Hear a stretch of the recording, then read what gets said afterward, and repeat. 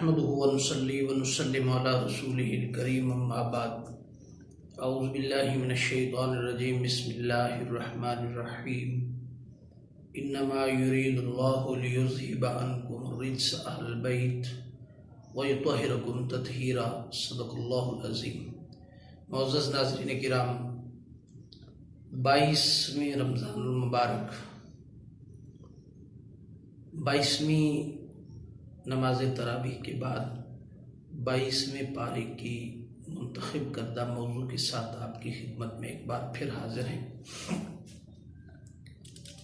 آج جس موضوع کا انتخاب کیا ہے اس کا تعلق، اس کا ایک پہلو عقیدے کے ساتھ ہے، ایمان کے ساتھ ہے، اور اسی اہل بیت اطہار کے اسی موضوع کے اندر اسی کا دوسرا پہلو جس کا معاشرے کی اصلاح کے ساتھ ہے۔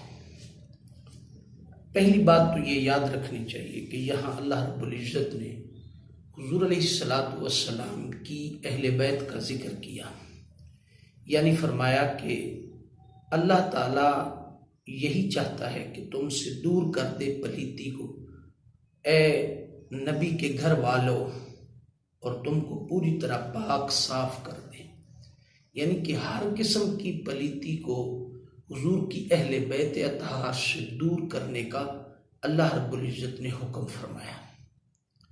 اہل بیت کون ہیں؟ حضور علیہ السلام سے پوچھا گیا کہ آپ کی اہل بیت کون ہیں، تو آقا علیہ السلام نے ان 5 نفوس قدسیہ کی طرف ذکر فرمایا میں، بیٹی فاطمہ، حضرت علی کرم اللہ وجہ الکریم، اور دونوں صاحبزادے امام حسن مجتبی اور امام حسین علیہ السلام۔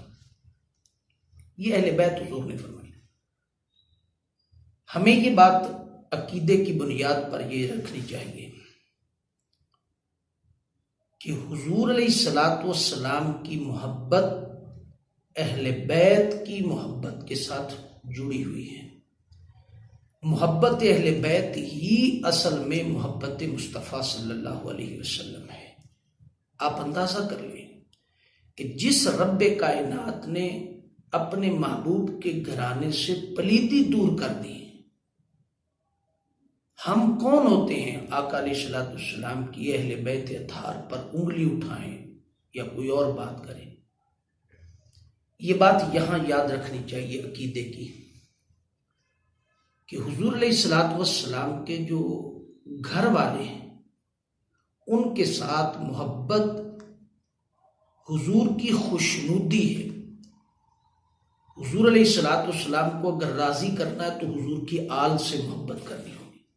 2 چیزیں آقا علیہ السلام نے فرمایا، کتاب اللہ، اور فرمایا میں اپنی اہل بیت و اطرتی، میں اپنی اہل بیت کو تم میں چھوڑ کے جا رہا ہوں۔ فرمایا ان کا دامن ہاتھ سے مضبوطی سے پکڑے رکھنا، اور آج ہم نے اسی کو چھوڑ دیا۔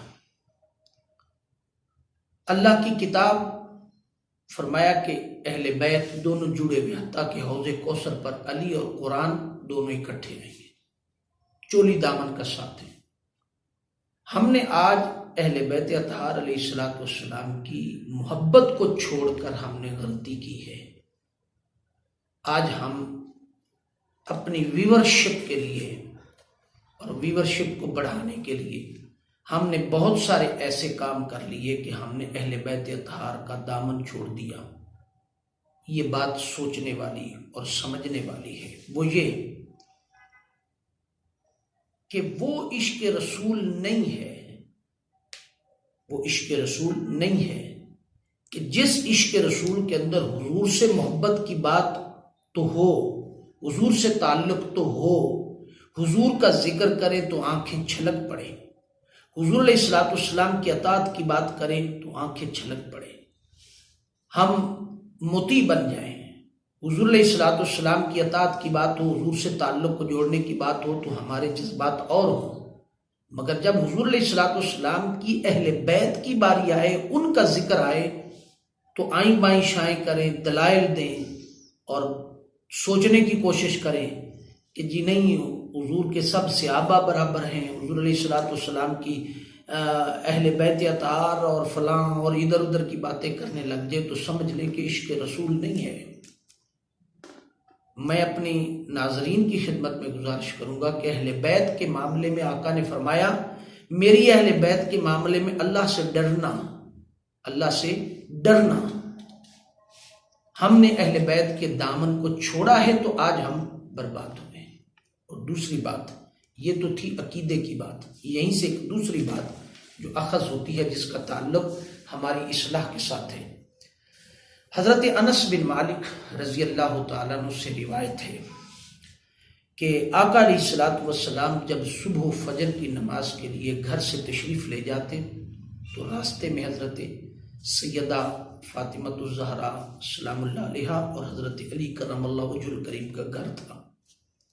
آپ جب گھر کے قریب سے گزرتے تو اونچی آواز سے ارشاد فرماتے الصلاۃ یا اہل البیت، اور ساتھ ہی آیت مبارکہ کی تلاوت فرماتے انما یرید اللہ لیذھب عنکم الرجس اہل البیت ویطہرکم تطہیرا، الصلاۃ یا اہل البیت، اے اہل بیت اطہار نماز کا وقت ہو گیا ہے۔ اور ساتھ اعلان فرماتے کہ اللہ رب العزت نے میری اہل بیت سے ہر قسم کی پلیدی کو دور فرما دیا۔ یہ معمول آقا علیہ الصلوۃ والسلام کا 6 ماہ تک رہا صبح و فجر کی نماز کے۔ اب یہاں یہ بات ذہن نشین کرنے والی ہے کہ یہ عمل مبارک حضور علیہ الصلوۃ والسلام کا اہل بیت اطہار کے گھر کے قریب سے گزرنا اور اہل بیت اطہار کے دروازے پر کھڑے ہو کر کے آواز دینا کہ نماز فجر کا وقت ہو گیا اور اللہ پاک نے میرے گھرانے سے ہر قسم کی پلیدی کو دور فرما دیا، یہ عمل مبارک صرف اور صرف آقا علیہ الصلوۃ والسلام کا اپنی اولاد کے ساتھ کرنے کے ساتھ سبق اصل میں ہمیں دیا گیا تھا۔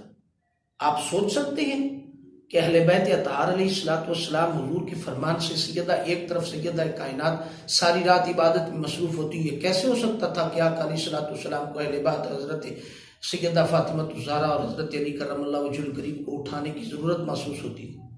مگر آپ یہ عمل کرتے تھے اس لیے کہ ہمیں سبق دیا گیا، بطور والدین اپنی اولاد کو سبق دیا گیا کہ جب صبح فجر کی نماز کے لیے جائیں تو اپنی اولاد کو اٹھا کر کے ساتھ لے کر کے جائیں تاکہ وہ نمازی بنے۔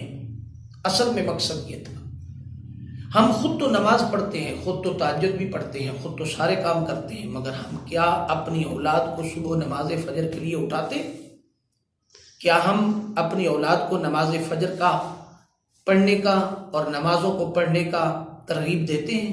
کیا ہم اپنی اولاد کو اس راستے پر لانے کے لیے دیتے ہیں؟ آپ اندازہ کر لیں کہ جہاں جس گھرانے سے اللہ رب العزت نے ہر قسم کی پلیدی کو دور فرما دیا وہاں آقا علیہ الصلوۃ والسلام اپنی اولاد کو اس راستے پر لانے کے لیے تربیت فرما رہے ہیں، عمل فرما رہے ہیں، دعا نہیں فرما رہے ہیں۔ یہاں یہ نہیں کہ دروازے پر کھڑے ہو کے دعا فرمائیے کہ اے اللہ تو میری اولاد کو نمازی بنا دے، نہیں، نمازی دعا بعد میں کی ہے، پہلے ان کو گھر سے نکال کر آواز دے کر کے ساتھ لے جانے کا حکم دیا۔